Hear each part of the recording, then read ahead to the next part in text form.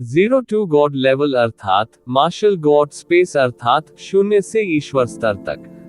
अध्याय 3216 से 3218।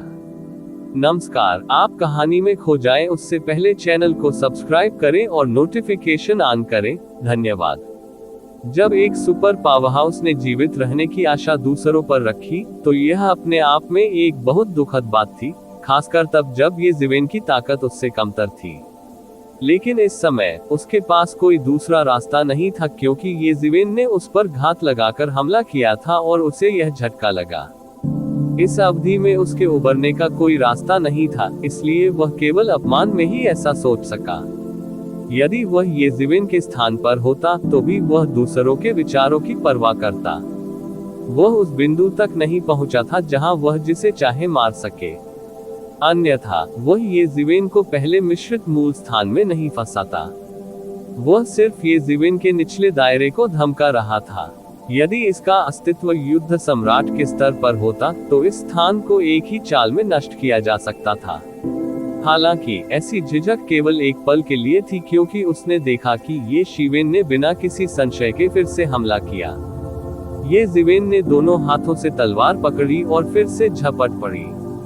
स्विश, तलवार की रोशनी की एक किरण शानदार ढंग से चमकी। ये कानूनों की रोशनी जल रही थी और इसने हर किसी को अपनी आंखें बंद करने के लिए मजबूर कर दिया। वे स्थिति को देख ही नहीं पा रहे थे। ऐसा लगा मानो लाखों तारे एक साथ फूट पड़े हों और दुनिया बिखरने वाली हो। तुम्हारी हिम्मत कैसे हुई? सम्राट तियानयी हैरान और क्रोधित थे। उसने नहीं सोचा था कि ये जीवन सचमुच यहाँ हमला करने की हिम्मत करेगा, लेकिन इस समय उसके पास कोई दूसरा रास्ता नहीं था। ये जीवन की तलवार की चमक पहले ही भयंकर रूप से कम हो चुकी थी। उसके पास चकमा देने के लिए पर्याप्त समय नहीं था। उसके पास अपने Phoenix wing gold plated pendant के साथ हमले को रोकने के लिए पर्याप्त समय नहीं था। दूसरे शब्दों में, उनका मानना था कि ये जीवन को कुछ गलतफहमी होगी। यहाँ तक कि उसे भी संदेह होगा। ये जीवन को तो छोड़ ही दीजिए। हालांकि तथ्यों ने साबित कर दिया कि ये जीवन के बारे में वह अभी भी गलत थे। शुरू से ही उसने ये जीवन को कम आंका था, उसकी ताकत को कम आंका था और अब उसने अपने दृढ़ संकल्प को भी कम आंका है। चूंकि उसने पहले ही उसे इस हद तक नाराज कर दिया था, इसलिए ये जीवन ने बिल्कुल भी दया नहीं दिखाई। ये जीवन के विचार बिल्कुल उनके शुरुआती विचारों जैसे ही थे। चूंकि उसने पहले ही सम्राट तियानयी को नाराज कर दिया था, इसलिए उसे जल्द से जल्द समस्या की जड़ को खत्म करना चाहिए। ये सबसे अच्छा होगा यदि वह सम्राट तियानयी को मार सके। भले ही सम्राट तियानयी शक्तिशाली थे और फॉर्चून गॉड राजवंश में उनकी गहरी जड़ें थीं, ये जीवन को विश्वास नहीं था कि सम्राट तियानयी एक मृत व्यक्ति के लिए उनका पीछा करेंगे। अधिक से अधिक उसे बस कुछ कीमत चुकानी होगी, और 9वें दायरे के विशेषज्ञ की धमकी की तुलना में ये कीमत अभी भी सार्थक थी। कश, तलवार की किरण ने एम्पायरियन सम्राट स्काईविंग के पंखों को फाड़ दिया और सीधे उसकी छाती पर जा लगी। तुरंत उसकी छाती पर एक बड़ा घाव दिखाई दिया और खून नीले आकाश में फैल गया। दूरी में कई विशेषज्ञों ने महसूस किया कि उनके दिल डर से धड़कने लगे हैं। ये जीवन को कोई हिचकिचाहट नहीं थी और वह अपने हमलों में निर्दयी था। उन्होंने अपने सामने वाले व्यक्ति को ऐसा व्यक्ति नहीं माना जो फॉर्चून डिवाइन राजवंश की स्थिति को प्रभावित कर सकता था। उसके लिए ये जीवन सड़क के किनारे पड़ी एक खरपतवार की तरह थी, जो आसानी से मर जाती थी। सम्राट तियानयी गंभीर रूप से घायल हो गए थे और उनकी आंतरिक चोटें लगातार बिगड़ती जा रही थी, यहाँ तक कि वह इसे दबाने में भी असमर्थ होने लगा। इसी बात का उसे सचमुच डर था। यदि ऐसा नहीं होता कि उसकी आंतरिक चोटें ठीक नहीं हो पाती, तो वह ये जीवन से बिल्कुल भी नहीं डरता। पुनर्प्राप्ति क्षमता के संदर्भ में उनकी पुनर्प्राप्ति क्षमता खराब नहीं थी। तलवार क्यूई आकाश से कुचली गई। प्रत्येक तलवार 1000 किलोमीटर से अधिक लंबी थी और जब वे उससे टकराते थे तो वे आकाश को लगभग नष्ट कर देते थे। वे कभी नहीं रुके और अधिक तलवार क्यूई को काट दिया गया। वे इतने घने थे कि उन्होंने इंपीरियल लॉर्ड हेवनली विंड के भागने के सभी मार्गों को पूरी तरह से बंद कर दिया। चाहे वह कहीं भी छुपे, कोई फायदा नहीं हुआ। वह केवल ये जीवेन के हमलों का सीधे सामना कर सकता था। हालांकि 9वें क्षेत्र के विशेषज्ञ को 8वें क्षेत्र के विशेषज्ञ पर भारी लाभ था, लेकिन इसका मतलब यह नहीं था कि यदि वह अपनी चरम स्थिति में नहीं था तो वह प्रतिद्वंद्वी को पूरी तरह से कुचल सकता था। इसके विपरीत, ये जीवेन की चोटें पहले ही ठीक हो चुकी थी। इस अवधि के दौरान ये वह था जिसने हमले शुरू किए। सम्राट तियानयी के पास केवल बचाव करने की शक्ति थी और वापस लड़ने का कोई मौका नहीं था। धीरे धीरे दोनों पक्षों के बीच दूरियां बढ़ती गईं। टकराना, टकराना, टकराना। सम्राट तियानयी ने 9वें क्षेत्र के विशेषज्ञ की मजबूत जीवन शक्ति का प्रदर्शन किया। इस स्तर पर भी उसने मौके पर आत्मविनाश नहीं किया और ये द्वारा मारा गया जीवेन। लाखों मील के दायरे में अनगिनत जीव जंतु जमीन पर रेंगते और कांपते रहते थे। यहाँ अनगिनत विशेषज्ञ थे और यहाँ तक कि सामान्य जीव भी अन्य स्थानों की तुलना में थोड़े अधिक शक्तिशाली थे। लेकिन उनके लिए इस स्तर पर सम्राट लॉर्ड्स के बीच लड़ाई स्वर्ग में देवताओं के बीच लड़ाई की तरह थी। उन्हें डर था कि उनके जैसे लोगों को फंसाया जाएगा। उनका शो देखने का भी मूड नहीं था। दोनों तरफ से जो ऊर्जा निकली वह दुनिया को तबाह करने के लिए काफी थी। इसके परिणाम स्वरूप बाढ़ आ गई और यहाँ तक कि समुद्र भी तुरंत वाष्पित हो गया। ये बेहद भयानक था। ऐसा नहीं हो सकता कि सम्राट स्काईविंग सचमुच मरने वाला है ना? जब कई विशेषज्ञ शो देख रहे थे तो वे भयभीत हुए बिना नहीं रह सके। ये जीवेन उनकी कल्पना से कहीं अधिक हत्या करने का साहसी था। मूल रूप से उन्होंने नहीं सोचा था कि सम्राट तियानयी मर सकते हैं, लेकिन अब यह विचार अचानक उठ खड़ा हुआ। धिक्कार है, लानत है। सम्राट तियानयी दहाड़े। उसने कभी नहीं सोचा था कि एक दिन उसे ऐसी स्थिति का सामना करना पड़ेगा। डेब्यू के बाद से उन्हें कभी इतना बड़ा नुकसान नहीं हुआ था। दोनों पक्षों का युद्ध क्षेत्र बिजली की गति से भाग्य की दिव्य राजधानी की दिशा में बढ़ता हुआ प्रतीत हो रहा था। सम्राट तियानयी हताश होकर फॉर्चून की दिव्य राजधानी की दिशा में भाग गए। वह जानता था कि केवल भाग्य की दिव्य राजधानी में प्रवेश करके ही वह संभवतः बच सकता है।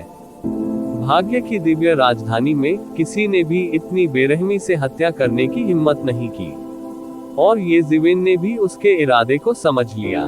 वह उसे कैसे सफल होने दे सकता था? उसने तुरंत जोरदार हमला बोल दिया। सम्राट तियानयी स्पष्ट रूप से मरने के कगार पर थे। वह उसे इस तरह भागने देने को कैसे तैयार हो सकता था? यदि ऐसा कोई विशेषज्ञ भाग गया तो परिणाम अकल्पनीय होंगे। दुनिया का प्रभुत्व। ये जीवेन दहाड़ उठा। यह ऐसा था मानो वह एक संप्रभु सम्राट में बदल गया हो। उसने वहीं पर एक बड़ी दहाड़ लगाए और उसके हाथ में तलवार की भयानक रोशनी टिमटिमा उठी। वह एक पहाड़ में बदल गया और नीचे की ओर इस तरह बिखर गया मानो वह आकाशगंगा को अपने साथ ले जा रहा हो। बूम! सम्राट तियानयी उड़ गए और उनका शरीर लगभग 2 हिस्सों में बंट गया था। हर कोई उसकी रीढ़ भी देख सकता था। ये जीवेन की तलवार सचमुच बहुत भारी थी। अगर ऐसा ही चलता रहा तो मुझे डर है कि सम्राट तियानयी फॉर्चून की दिव्य राजधानी पर कब्जा नहीं कर पाएंगे। एक सर्वशक्तिमान विशेषज्ञ ने तुरंत अनुमान लगाया कि यदि यह जारी रहा तो एम्पायरियन लॉर्ड स्काईविंग निश्चित रूप से क्रिएशन डिवाइन कैपिटल के बाहर मर जाएगा। कोई और रास्ता नहीं है। इस बार वह बुरी तरह विफल रहा। ये सोचे, ये जीवेन ने अभी तक 9वें दायरे में प्रवेश नहीं किया है, अन्यथा सम्राट तियानयी अब तक टिक नहीं पाएंगे। ये सिर्फ इतना है कि मैं पता नहीं ये जीवेन किस तरह की तकनीक का इस्तेमाल करके सम्राट तियानयी को इतनी गंभीर रूप से घायल करने में सक्षम थी। कई सम्राटों ने युद्ध को उदासीनता से देखा और कोई कदम उठाने का उनका कोई इरादा नहीं था। ये जीवेन इस समय एक राक्षस की तरह पागल थी। जो भी उसके सामने खड़ा होता शायद उसकी मृत्यु हो जाती। जब तक कोई 9वां क्षेत्र विशेषज्ञ नहीं था तभी वे ये जीवेन को रोक सकते थे। रुकना। अचानक फॉर्चून की दिव्य राजधानी से एक जोरदार चीख सुनाई दी। तभी एक विशाल आभा वाली एक आकृति चमकी। एक लंबा भाला हजारों तारों की रोशनी लेकर आया, सब कुछ तोड़ता हुआ और सीधे ये जीवेन की ओर चला गया। इस भाले ने शून्य को डुबा दिया और वास्तव में अंतरिक्ष का विकास किया। ये भी भाला तकनीक का एक अत्यंत भयानक गूढ़ अर्थ था। भाड़ में जाओ, ये ज़िवेन चिल्लाया। उसकी आंखों में चौंकाने वाले हत्या के इरादे चमक रहे थे।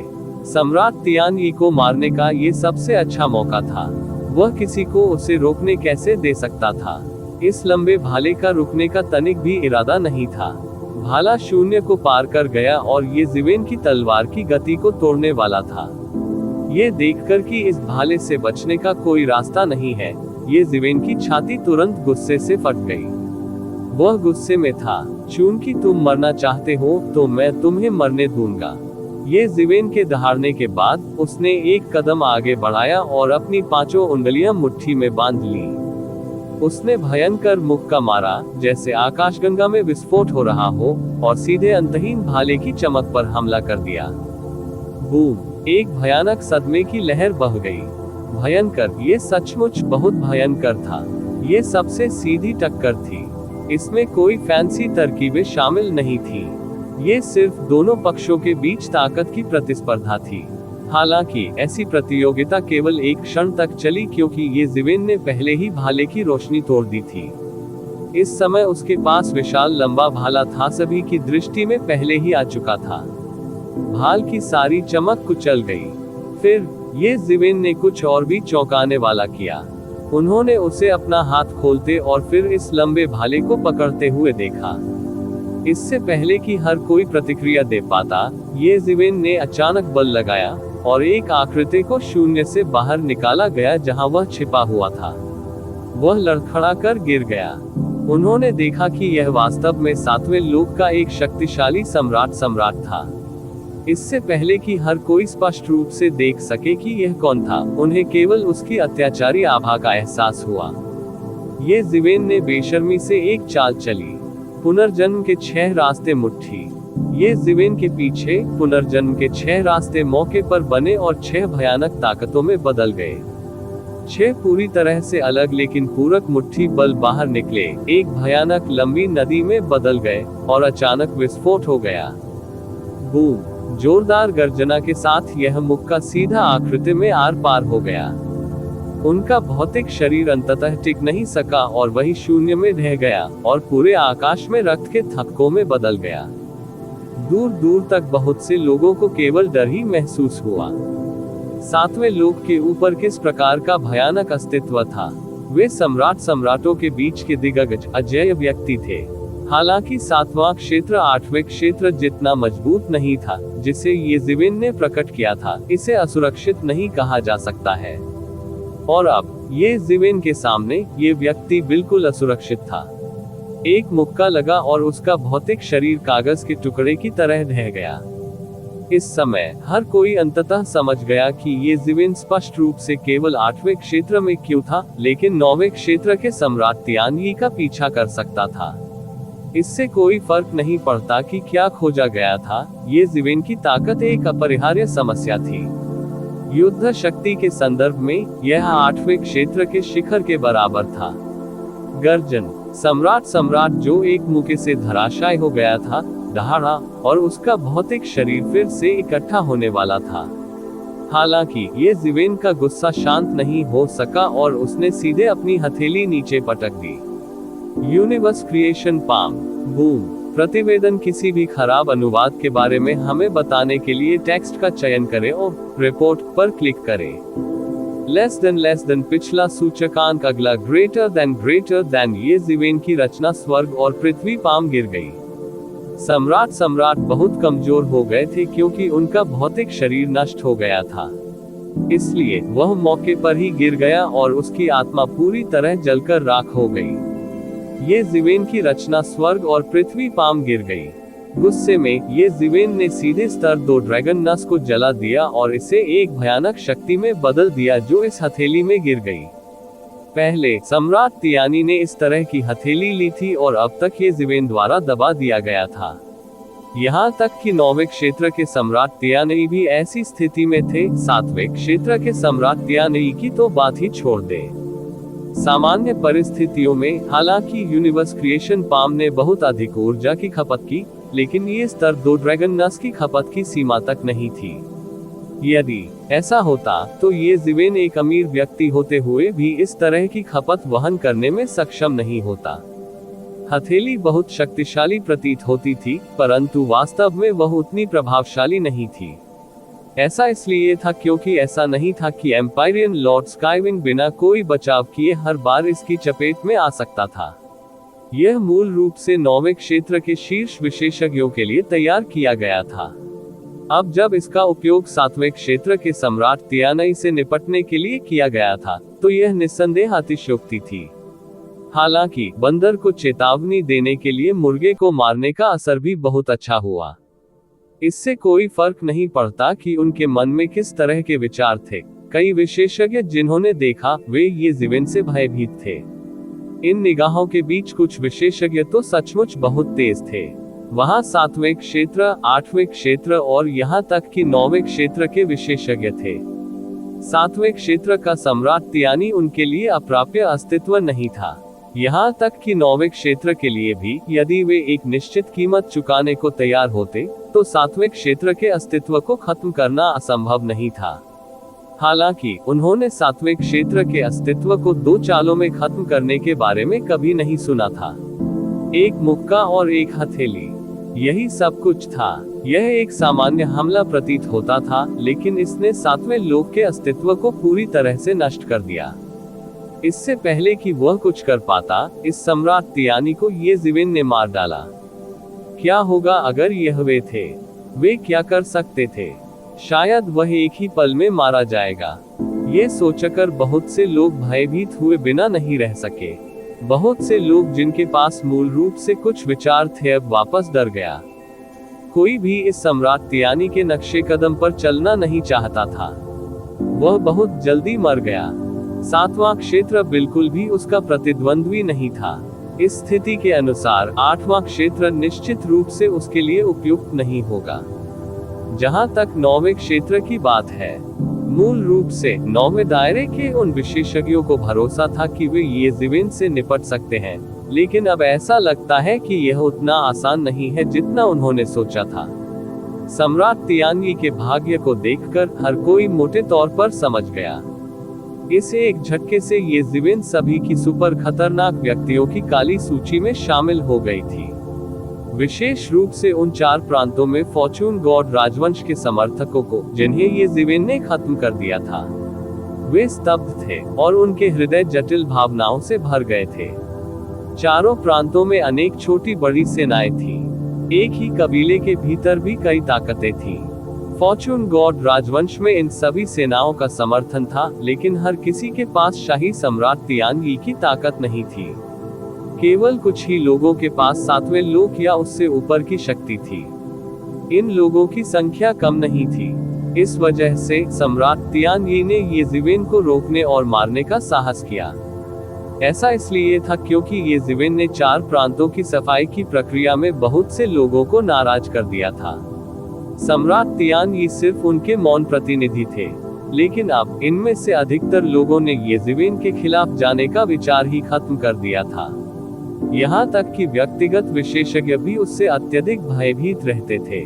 वह न केवल अत्याचारी था, बल्कि इससे भी अधिक भयानक बात ये थी कि उसके क्रूर और क्रूर तरीके उनसे भी अधिक क्रूर थे। वह बेईमान और अधर्मी था। इस प्रकार का व्यक्ति किसी भी अन्य चीज से अधिक भयानक था। इस सम्राट तियानई को एक झटके में मारने के बाद ये जीवेन ने तुरंत सम्राट तियानई का पीछा किया, लेकिन वास्तव में बहुत देर हो चुकी थी। आखिरकार सम्राट तियानई की ताकत थी। भले ही ये जीवेन के हाथ और पैर पहले से ही बहुत तेज थे, उसने पलक झपकते ही हस्तक्षेप करने वाले को लगभग मार डाला। लेकिन इतने कम समय में सम्राट तियानई ने राहत की सांस लेने का अवसर जब्त कर लिया। उसने बस ब्लड एस्केप का इस्तेमाल किया और अपने जीवन स्रोत को जला दिया।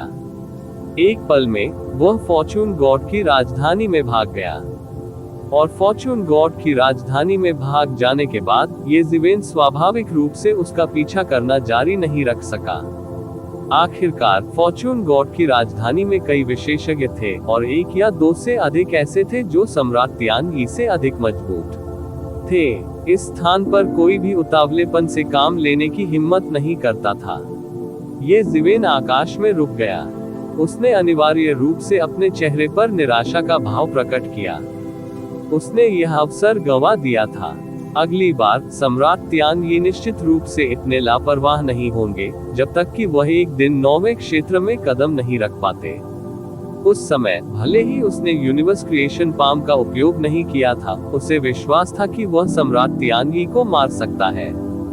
और यदि वह 9वें दायरे में कदम रखना चाहता, तो उसे नहीं पता था कि इसमें कितना समय लगेगा। ये सचमुच बहुत कठिन था। एकमात्र फायदा ये था कि इस लड़ाई के बाद भले ही सम्राट तियानगी की खेती गहरी हो, लेकिन उनकी जीवन शक्ति को निश्चित रूप से बहुत नुकसान होगा। विशेषकर तब जब उसने वास्तव में अंत में अपने जीवन स्रोत को जला दिया। एक सम्राट का जीवन स्रोत दुनिया की सबसे कीमती चीज थी। इसका एक हिस्सा जलने के बाद यह अज्ञात था कि इसे फिर से भरने में कितना समय लगेगा। वास्तव में एक दुर्घटना के कारण क्षेत्र अस्थायी रूप से गिर भी सकता है। इस बार सम्राट तियानगी निश्चित रूप से ऊन के लिए गए और बाल काटकर घर आए। ये जीवेन की ओर से उन्हें भारी नुकसान उठाना पड़ा। दूसरी ओर ये जीवेन को भी थोड़ा नुकसान हुआ।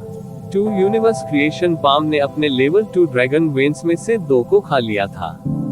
याद हो कि लेवल 2 ड्रैगन वेन्स को सामान्य सम्राटों के लिए भी प्राप्त करना बहुत कठिन था। उनका उपयोग नियति को स्थिर करने और एक महान संप्रदाय की स्थापना के लिए भी किया जा सकता है। और अब उनमें से 2 इतनी आसानी से भस्म हो गए। भले ही ये जीवेन अमीर और दबंग था, वह दर्द महसूस करने के अलावा कुछ नहीं कर सकता था। यूनिवर्स क्रिएशन पाम का प्रदर्शन सामान्य परिस्थितियों में नहीं किया जा सकता था। इसके अलावा उन्हें एहसास हुआ कि यूनिवर्स क्रिएशन पाम की शक्ति उससे कहीं अधिक थी। दूसरे शब्दों में, अपनी वर्तमान ताकत के साथ उसके लिए वास्तव में यूनिवर्स क्रिएशन पाम की शक्ति को चरम तक पहुंचाना असंभव था। जैसे जैसे उसकी ताकत में सुधार होता गया, यूनिवर्स क्रिएशन पाम की शक्ति भी आनुपातिक रूप से बढ़ती जाएगी। वह यही था सबसे अधिक मूल्यवान। वह जानता था कि अब कई लोग उसे देख रहे हैं, लेकिन उसका छिपने का कोई इरादा नहीं था। यह उल्लेख करने की आवश्यकता नहीं है कि उसने इस बार सम्राट तियानगी को भी नहीं मारा। भले ही उसने उसे मार डाला, फिर भी उसके पास कहने के लिए कुछ होगा। आखिरकार कई लोगों ने देखा कि सम्राट तियानगी ने उस पर घात लगाकर हमला किया था। मिक्स्ड ओरिजिन स्पेस का पतन भी कई लोगों ने देखा। प्रभावशाली। मुझे उम्मीद नहीं थी कि साथी डाओइस्ट वू की साधना में और सुधार होगा। बधाई हो। जब सम्राट ली का बधाई संदेश आया तब ये जीवेन वहां से गया भी नहीं था। साथी दाओवादी वू, मैं आश्वस्त हूँ। ये बटरफ्लाई सॉवरेन द्वारा भेजा गया एक संदेश था। जब ये जीवेन ने मैं आश्वस्त हूँ शब्द देखे तो उन्हें समझ नहीं आया कि हंसे या रोए। साथी डाओइस्ट वू, मुझे आशा है कि आप हमारे ब्लू स्काई एसोसिएशन के मामले पर पुनर्विचार कर सकते हैं। ये वह संदेश था जो एहुआंग ने भेजा था। वह अभी भी ये जीवेन को क्लियर स्काई एसोसिएशन में भर्ती करना चाहती थी। ये जीवेन द्वारा अधिक मूल्य प्रदर्शित करने के बाद वे उसे और भी अधिक भर्ती करना चाहते थे। साथी दाओवादी वू, मुझे आश्चर्य है कि क्या आप उस 7वें क्षेत्र के सम्राट के भौतिक शरीर को हमें बेचने में रुचि रखते हैं। ये ईश्वर सम्राट सिल्वर फ्रॉस्ट द्वारा भेजा गया एक संदेश था। ये जीवेन ने अभी अभी 7वें साम्राज्य के सम्राट की हत्या की थी और उसकी नजर तुरंत उस पर पड़ी। अपने दिल में उसने पहले से ही ये जीवेन को सम्राट लॉर्ड की लाशों का एक स्थिर स्रोत माना था। ऐसा नहीं था कि दूसरों के पास ये क्षमता नहीं थी, लेकिन उनके जैसे बहुत से लोग नहीं थे जो बेईमानी से कोई कदम उठाने की हिम्मत करते थे। ये तो कहने की जरूरत नहीं थी कि उनके पीछे कोई संगठन नहीं था। ये जीवेन ने उन्हें एक एक करके उत्तर दिया। विशेष रूप से ये जीवेन ने भगवान सम्राट सिल्वर फ्रॉस्ट के प्रस्ताव को सीधे अस्वीकार कर दिया। फिलहाल उन्हें इसकी जरूरत नहीं थी। वह अभी 7वें साम्राज्य के सम्राट का भौतिक शरीर अपने पास रखेगा। भविष्य में उसे इसकी आवश्यकता पड़ सकती है। इसके अलावा वो बड़ी संख्या में विशेषज्ञों का पोषण करने के लिए सम्राट के भौतिक शरीर का उपयोग कर सकता था। हालांकि उनके लिए सम्राट लॉर्ड्स बनना असंभव था, दाओ वैलिडेशन के ऊपर देवताओं के पोषण के लिए प्रभाव बहुत महत्वपूर्ण था। हालांकि उसे आश्चर्य हुआ कि युद्ध सम्राट ने भी उसे दिव्य विचारों का उपयोग करते हुए एक संदेश भेजा था। उन्होंने उसे केवल एक अनुस्मारक दिया, बहुत तेज होने से सावधान रहें, यह आसानी से टूट जाएगा। अपना आभार व्यक्त करने के बाद ये ज़िवेन और नहीं रुके और मानव महाद्वीप की दिशा में उड़ गए। वह हजारों वर्षों से वापस नहीं लौटा था। वहां बहुत बड़े बदलाव होने चाहिए थे। क्रिएशन डिवाइन कैपिटल में इस लड़ाई के कारण पैदा हुई लहरें अभी अभी भड़कनी शुरू हुई थी। मुझे उम्मीद नहीं थी कि उसकी ताकत हमारे शुरुआती अनुमान से अधिक मजबूत होगी। उसका सुधार बहुत तेजी से हुआ है। हमें उसे अपने ब्लू स्काई एसोसिएशन में शामिल करने के तरीके के बारे में सोचना चाहिए। एक निजी कमरे में एहुआन खिड़की के सामने झुक गया और बेहोश होकर बोला। उसने उस आकृति को देखा जो हजारों मील दूर थी और उसकी आंखों में कुछ सदमा था। ये ज़िवेन की प्रगति ने उसे सचमुच चौंका दिया था। किसी को पता होना चाहिए कि उसने कभी नहीं सोचा था कि ये ज़िवेन के पास ऐसी क्षमता होगी, भले ही उसने शुरुआत में इसका अनुमान लगाया हो। उनके प्रारंभिक अनुमान के अनुसार भले ही ये ज़िवेन को 7वें दायरे के चरम पर अपनी खेती के साथ ब्लू स्काई एसोसिएशन में शामिल किया गया था, वह अधिक से अधिक एक साधारण सदस्य होंगे। हालांकि ये ज़िवेन ने जो ताकत दिखाई थी वह उनके शुरुआती मूल्यांकन से कहीं अधिक थी। इससे उसे ऐसा महसूस हुआ जैसे उसने उसे गलत समझा है। उसी समय युद्ध सम्राट की हवेली में पूरी तरह से बख्तरबंद युद्ध सम्राट बगीचे में विभिन्न मार्शल आर्ट का अभ्यास कर रहा था। उसने ये ज़िवेन की दिशा में देखा और तुरंत अपनी नजरें हटा ली। मैं इस छोटी सी परेशानी से निपटने में आपकी मदद करूंगा। मैं ये भी देखना चाहता हूँ कि अंत में आप कितनी दूर तक जा सकते हैं। क्या आप वास्तव में उस पौराणिक क्षेत्र को पार कर सकते हैं? शायद आपके पास ऐसा करने की योग्यता है। इसके तुरंत बाद युद्ध सम्राट ने खुद को मार्शल आर्ट के अभ्यास में डुबो दिया। ये बताना असंभव था कि वह अभी ये ज़िवेन पर ध्यान दे रहा था। क्रिएशन डिवाइन कैपिटल में स्वर्गीय संप्रदाय की शाखा में प्रभारी विशेषज्ञ भी थे जिन्होंने पिछला दृश्य देखा था। उन्होंने जल्दबाजी में स्वर्गीय संप्रदाय के मुख्यालय को एक संदेश भेजा। साथ ही उन्होंने ये ज़िवेन द्वारा उत्पन्न खतरे को कई स्तरों तक बढ़ा दिया। आखिरकार एक अस्तित्व जो 9वें दायरे के विशेषज्ञ का शिकार कर सकता था, वह कोई ऐसा व्यक्ति नहीं था जिसे वे किसी भी परिस्थिति में उकसा सके। साथ ही उन्होंने सलाह भी दी। मुख्यालय ने ये ज़िवेन के खिलाफ अपनी योजनाओं को अस्थायी रूप से स्थगित कर दिया। इससे पहले कि वे वास्तव में उसकी ताकत को समझें, उन्हें जल्दबाजी में काम नहीं करना चाहिए। संक्षेप में, ये ज़िवेन की लड़ाई ने क्रिएशन डिवाइन कैपिटल में पूरी तरह से तूफान ला दिया था। प्रतिवेदन किसी भी खराब अनुवाद के बारे में हमें बताने के लिए टेक्स्ट का चयन करें और रिपोर्ट पर क्लिक करें। लेस देन पिछला सूचकांक अगला ग्रेटर देन ये ज़िवेन की लड़ाई ने फॉर्चून की पूरी दिव्य राजधानी में तूफान ला दिया था। विशेष रूप से ये ज़िवेन ने सम्राट तियानयी को लगभग सबके सामने मार डाला था। बाद में उसने 7वें क्षेत्र के सम्राट को तुरंत मार डाला था। इससे कई लोगों को उनकी क्षमता का पता चला। इसने कई लोगों को उसकी निवारक शक्ति का दर्शन भी कराया। कई लोगों को ये ज़िवेन के खिलाफ कार्रवाई करने से पहले सावधानीपूर्वक विचार करना पड़ा कि क्या वे ये ज़िवेन का बदला झेल सकते हैं। 9वें क्षेत्र के अधिकांश लोग इसका सामना करने में सक्षम नहीं हो सकते हैं। सबसे महत्वपूर्ण बात यह है कि 9वें क्षेत्र के बहुत कम अस्तित्व थे जो अकेले थे। उनमें से लगभग सभी के पास सेनाएं थी। वे कब तक ये ज़िवेन की शत्रुता का सामना कर सकते थे? इस लड़ाई ने सभी के दिलों में ये ज़िवेन का वजन फिर से कुछ स्तरों तक बढ़ा दिया। यह 8वें दायरे जितना सरल नहीं था और वह कई संगठनों की नजरों में भी चढ़ गए। हालांकि उन्हें 4 प्रांतों का समर्थन प्राप्त था, वास्तव में फॉर्चून डिवाइन कैपिटल में कई ताकतों की नजर में यह अकेले होने के बराबर था, क्योंकि उनके पास समर्थक के रूप में भारी ताकत नहीं थी। उनके और युद्ध सम्राट के बीच के संबंध को पिछले हजारों वर्षों में सभी ने लंबे समय से समझा था। हालांकि कुछ संबंध थे, इसे युद्ध सम्राट का गुट नहीं माना जा सकता था। अधिक से अधिक यह एक सहयोगात्मक संबंध था, इसलिए वह अभी भी इसमें शामिल होने लायक था। ब्लू स्काई एसोसिएशन येज़िवेन तक जैतून शाखा का विस्तार करने वाले पहले संगठनों में से एक था। येज़िवेन को स्वाभाविक रूप से इसके बारे में नहीं पता था, लेकिन वह इसका अनुमान लगा सकता था। इन बातों का अंदाजा लगाना मुश्किल नहीं था, लेकिन उन्हें इन संगठनों से जुड़ने में कोई दिलचस्पी नहीं थी।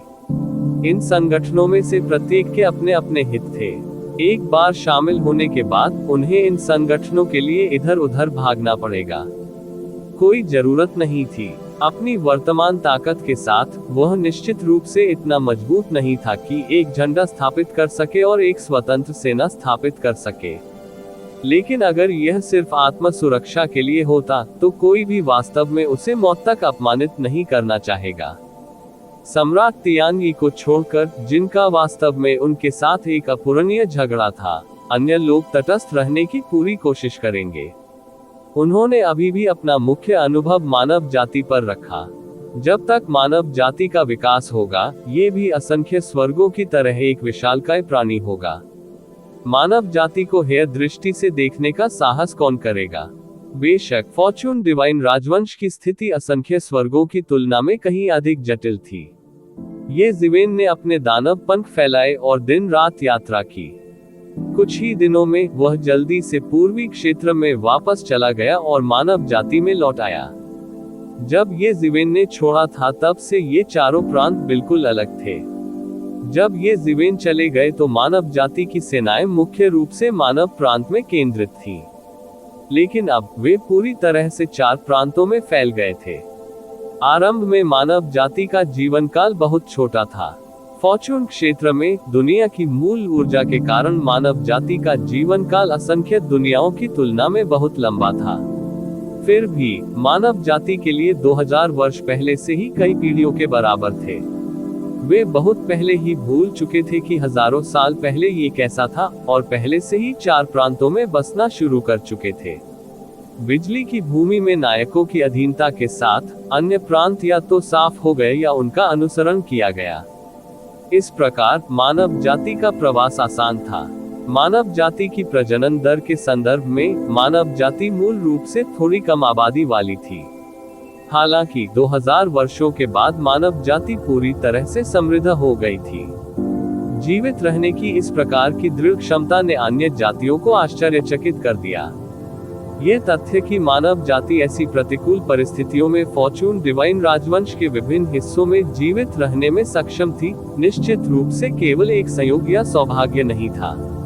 येज़िवेन की दिव्य राजवंश में वापसी की खबर तेजी से चारों प्रांतों में फैल गई।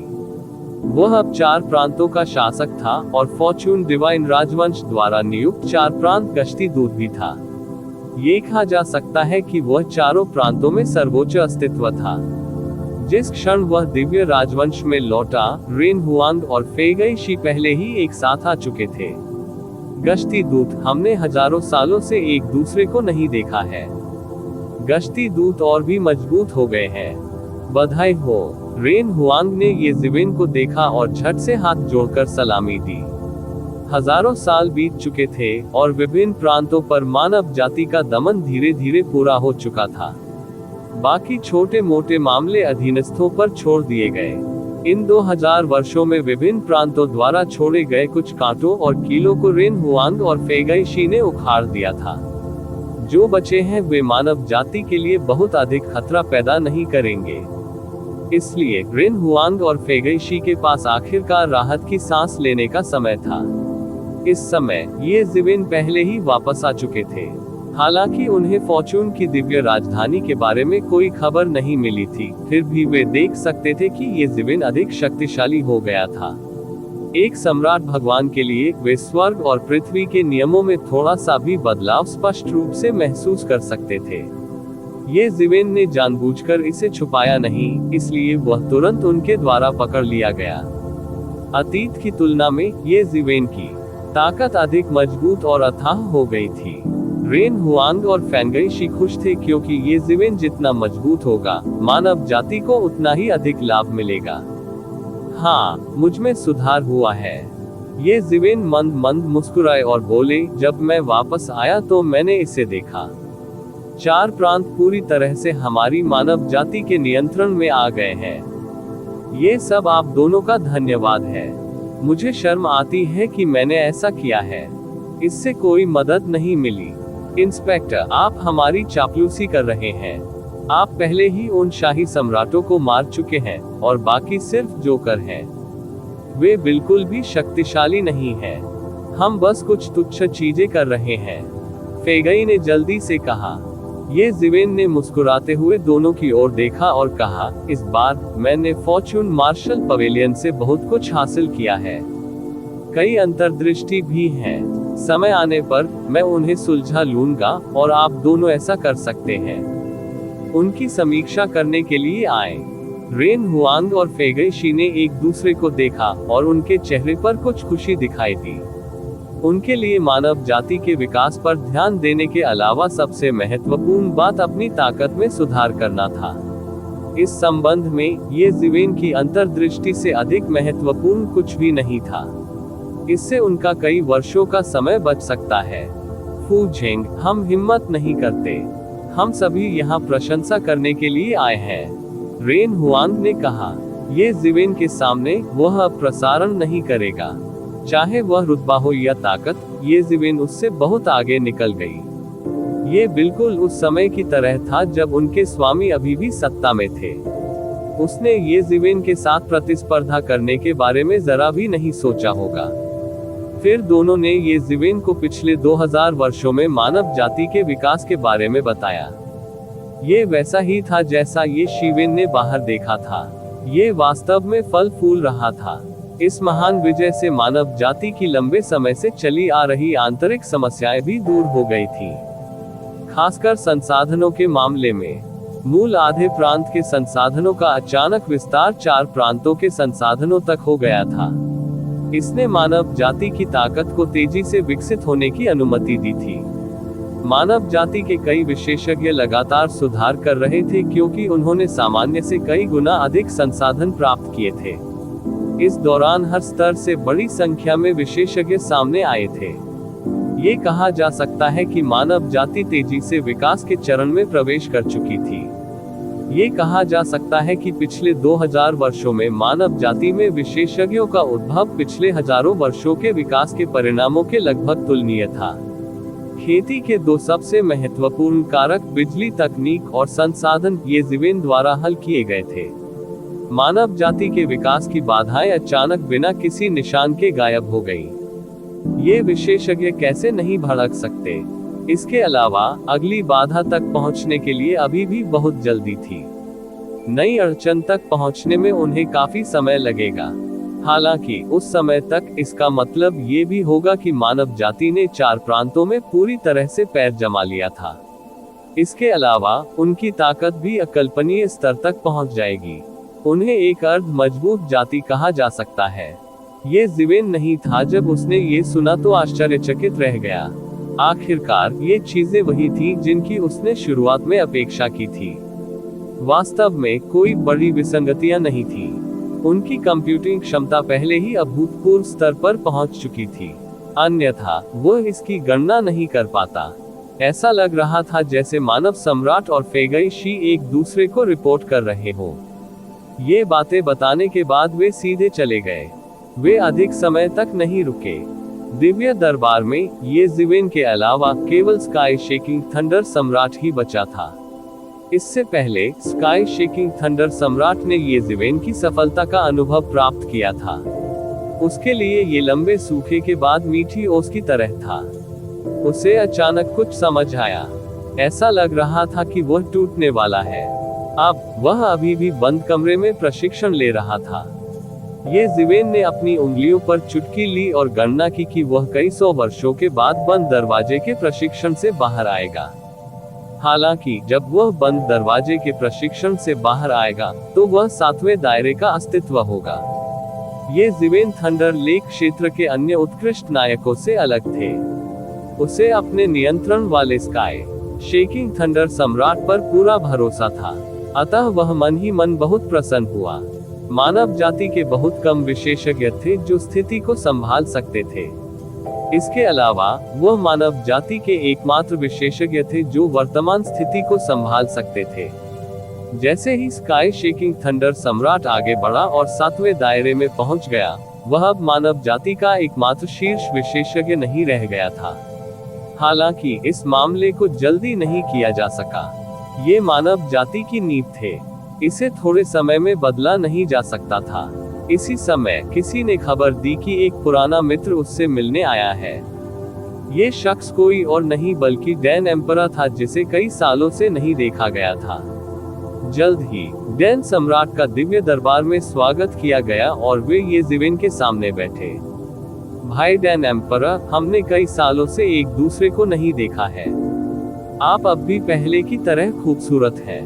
येज़िविन ने मुस्कुराते हुए डैन सम्राट की ओर देखा। उन्होंने देखा कि डैन सम्राट की खेती का स्तर आगे बढ़ गया था और चौथे क्षेत्र तक पहुंच गया था। उसे सम्राट क्षेत्र के मध्य स्तर में कदम रखने वाला माना जा सकता है। वह अब सम्राट के दायरे में सबसे निचले पायदान पर नहीं था। वस्तुतः ये सम्राट की खेती की सामान्य स्थिति थी। दिव्य गोली की सहायता के बिना डैन एम्परर की साधना प्रगति धीमी होगी। इस क्षेत्र में आगे बढ़ने वाला हर कदम बेहद कठिन था। डैन सम्राट ने येज़िविन को देखा और उसके दिल में आर के अपडेट्स लेते रहने के लिए हमारे चैनल और इतना 108 को सब्सक्राइब करें और नोटिफिकेशन ऑन करें। खाना पीना जितना आसान था, उसने सोचा कि वह बुरा नहीं है। हालांकि जब उन्होंने अपनी तुलना येज़िविन से की तो